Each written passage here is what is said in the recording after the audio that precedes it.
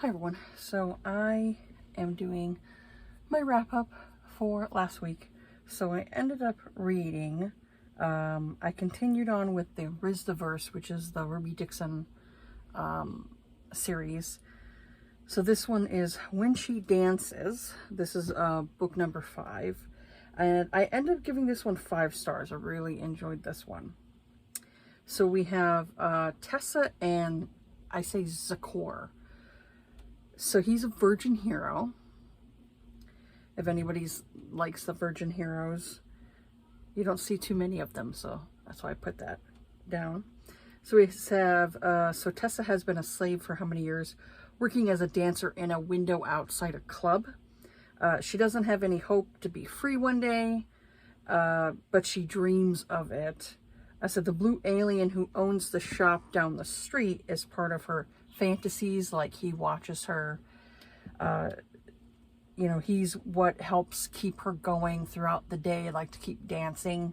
She has fantasies that, you know, one day he'll break through the glass and take her, and free her. So that's basically what she has. You know, she's resigned herself to her station, you know, the way it is right now for her, but she still hopes that one day she'll get out of that situation. So Zakor looks like a cyborg. You know, he has like a bunch of metal throughout his body. Half of his head is like covered in metal. So he thinks he's hideous and women are too scared to go near him.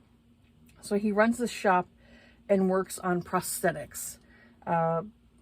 Some things are not so legal, but he greases the hands of, you know, certain individuals, and so it helps to keep his shop open. So every day he sees the gorgeous female dancer in the window, and he would love to touch her and to like sleep with. He kind of like wants her just to kind of slack his needs, and he figures, you know, if he tires of her, you know, he could just take her somewhere else. So one day Zakor is told that the club is closing and the slaves are going up for auction. So he figures if he buys her, he can, you know, like I said, ease his frustration.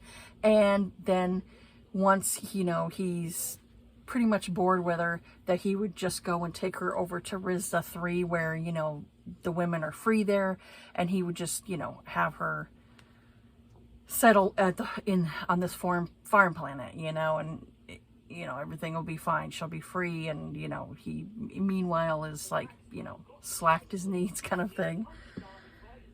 So I said, I really enjoyed this story. I like that Zakor is a virgin and he went through a lot in his life. I said he was injured multiple times, so it made him less physically desirable to others. But Tessa saw him as a man who could protect her. Because of all the metal on his body and also the prosthetics. She also didn't see him as ugly. And I said I also loved how Zakor didn't want her to be his slave. Like, he wanted to see her smile and to find pleasure, you know, with the relationship, you know, sexual relations and everything. He wanted her to find pleasure. He didn't want to just get off and, you know, he wanted her to enjoy it too. So I said he was such a like sweet hero. I said he gave off this gruff exterior, but on the inside he was such a cinnamon roll hero. I said he would do absolutely anything for Tessa, and it just, you know, just to make her smile. It was just really sweet, because she was really didn't know how to be around him and how to act around him, especially because she was a slave to other owners who were less respectful. And so he was kind of mad at the slavers that treated her badly, because, you know, just food in general, like, you know, not knowing what to eat, you know, she was eating very little. And so when he gave her, like, you know, food and different things like that, you know, she was kind of like gobbling it up like she hadn't had it in like how many days, you know. So she was definitely not treated well in slavery.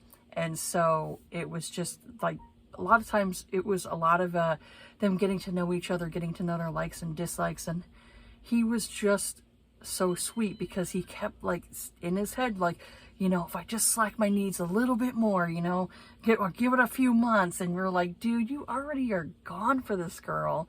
We all know you're never going to give her up because you've already fallen for her. You just keep like, you know.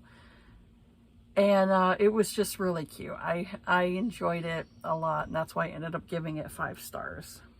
So the next book I read was the 6th book in the Rizdaverse series. This is When She's Bold by Ruby Dixon. So I gave this one 4.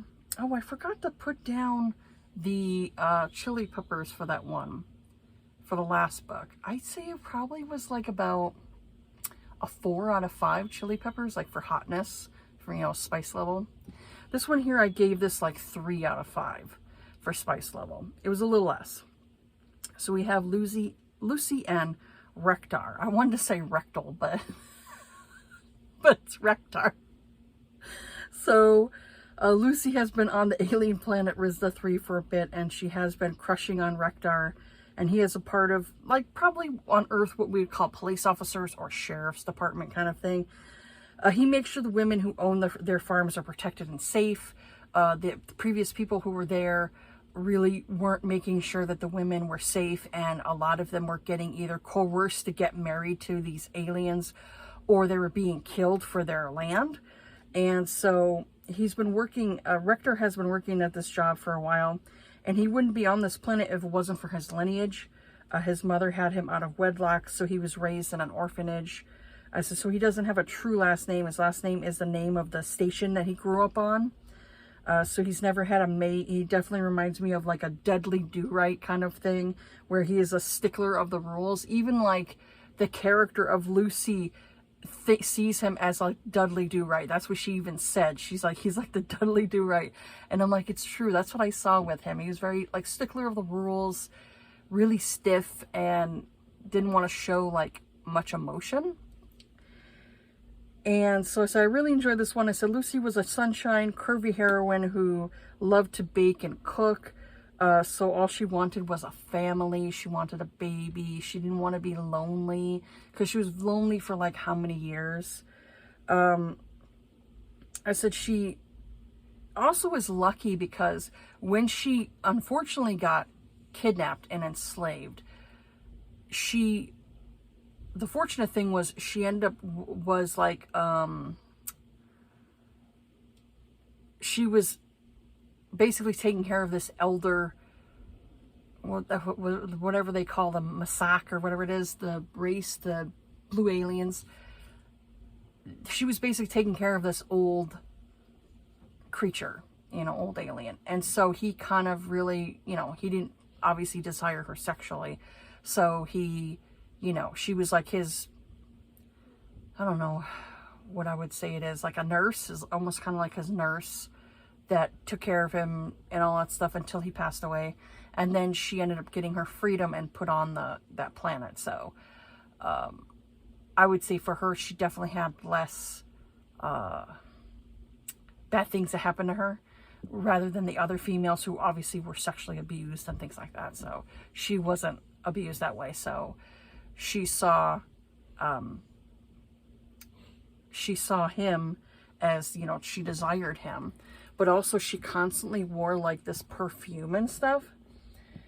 And so it was funny because he's super shy, and every time she came in, it was like she smelled of this perfume, and he was just like, oh, he was so like disgusted with the scent because he didn't like that scent. He liked, like, you know, obviously her you know, her general musk, you know, everybody gives off a scent, you know, gives off this certain scent, you know, our pheromones and things like that. He obviously was attracted to her pheromones because he ended up going into her like shed, because she had said like she saw somebody sneaking around her farm. So he went in the shed and he smelled her, like her dirty clothes, and he found like a pair of her panties and decided he wanted to keep them. Oh, he did something with those panties for sure. But yeah, he was super shy though. It was really cute because he didn't know how to like be around her, what like, you know, what kind of like got her engine running kind of thing. He didn't want to overstep his duty. He wanted to make sure that he was, you know, respecting her boundaries, you know, and that's what I really liked about him. He was respectful of her boundaries, and he really pined for her, you know, like for a distance. He didn't know how to like interact around her and everything. She really was the one who was the pursuer, and it was just cute because when she was kind of like letting him know, like, hey, what if the guy you work with, what if he's interested in marrying me? And it was all like, nope. He was like, it was like a fire was lit under his butt, because from then on he was like, nope, he's not marrying her. I'm gonna marry her. It was just really cute. I really enjoyed that. And I tried reading another book, but unfortunately that one there just wasn't working for me, so I ended up having to DNF it. And currently I'm reading another book, but yeah, that'll be a talk for next time. So yeah, that's it for this video here. Have yourselves a good day. Take care of yourselves. Be kind to each other. Be safe out there. And I will see you all on the next video. All right. Bye.